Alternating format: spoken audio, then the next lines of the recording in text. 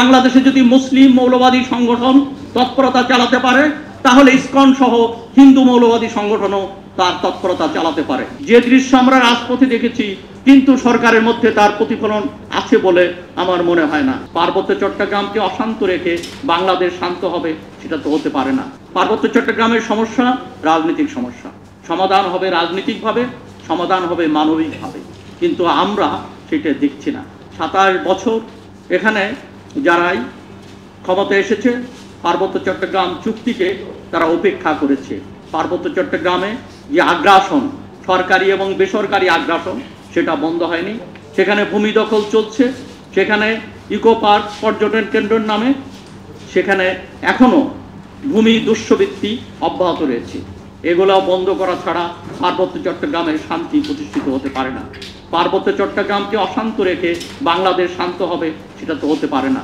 পার্বত্য চট্টগ্রাম বাংলাদেশের শান্তির সাথে, বাংলাদেশের শান্তি প্রতিষ্ঠা করতে হলে, বাংলাদেশে গণতন্ত্র প্রতিষ্ঠা করতে হলে পার্বত্য চট্টগ্রামেও গণতান্ত্রিক অধিকার নিশ্চিত করতে হবে, মানবিক অধিকার নিশ্চিত করতে হবে।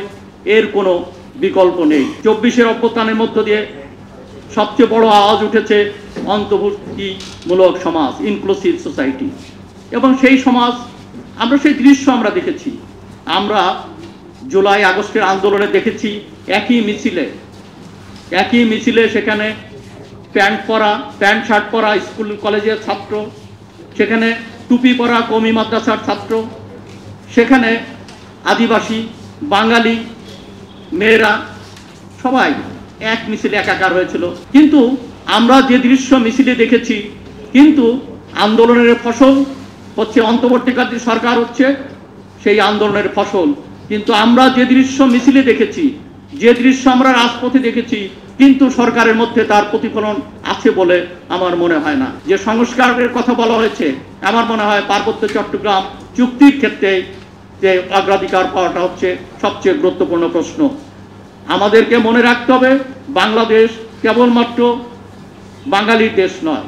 এখানে চাকমা, মারমা, ত্রিপুরা, গারো, সাঁওতাল, মণিপুরি, খাসিয়া সবার দেশ।